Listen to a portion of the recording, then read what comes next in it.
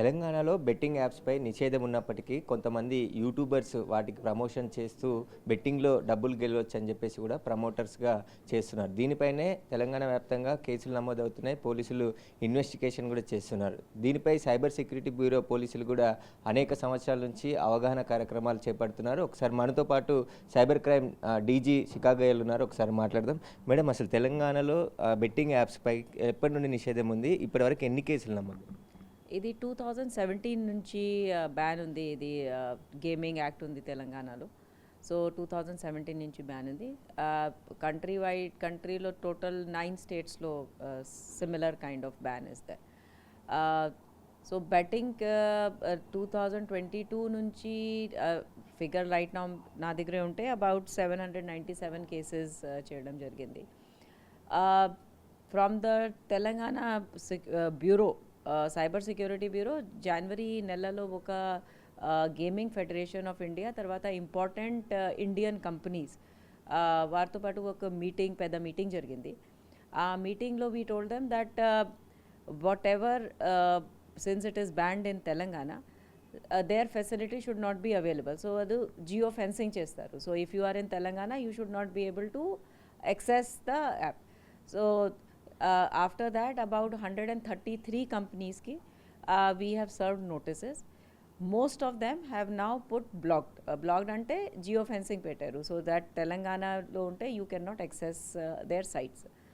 But major problem is from unregulated like pote foreign abroad nunchi apps and services which are there. దీనికి పెద్ద regulatory mechanism ప్రస్తుతం లేదు. As and when any మన even in the security bureau మన social media monitoring and social monitoring unit ఉంటుంది. They are also monitoring whenever it comes to our notice that this app or this site is active and doing this or if it comes to notice from any other way మన case register అయింది ఎవరు complaint చేస్తారు. That time then we write to the concerned and get it blocked. So we have blocked almost 108 such sites and URLs in the recent past. So from bureau side this is what we are doing. Tarvata oka strict regulatory mechanism gurunchi also we are in talks with the government of India to see whether any strict regulation can also come up to prevent this thing from happening. Telangana ప్రజలకి ఏం చెప్తారు? అసలు బెట్టింగ్లో ఎక్కువ యువత డబ్బులు పోగొట్టుకుంటున్నారు, ఆత్మహత్యలు చేసుకుంటున్నారు. మనం దాదాపు 1000 మంది కుటుంబాల్లో కూడా ఆత్మహత్యలు చేసుకున్నారనే రిపోర్ట్ ఉంది. దీనిపైన ఏమో betting gaming is banned in Telangana. It is an offense, it is illegal. Please don't do it. Second is life lo there is no quick money. Okay, if anybody is promising quick returns, quick money, unreasonable, ade scam untundi. Don't idi meeku same happened in loan app. You take 10,000 loan, you take 15,000 without any sureties. Dantlo kuda chaala mandi suicide chesaru ippudu. So we have to be very careful that there are no big gains, big thing that is all not true, and ade anavsaramka that will spoil your life.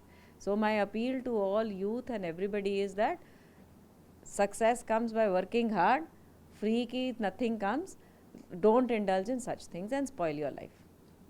ఇప్పుడు తెలంగాణలో ban ఉంది betting apps, కానీ celebrities తెలుగులోనే promote చేస్తున్నారు. ఈ betting యాప్లో డబ్బులు గెలవచ్చు ఈజీగా, మేము లగ్జరీ జీవితాన్ని గడుపుతున్నాము, మీరు కూడా ఇలా గెలిచి లగ్జరీగా బతకొచ్చు అని చెప్తారు. అలాంటి వారిపైన ఎలాంటి బిఎన్ఎస్ యాక్ట్లో ఉన్నటువంటి కొత్త చట్టాల ప్రకారం ఎలాంటి శిక్షలు పడే అవకాశం?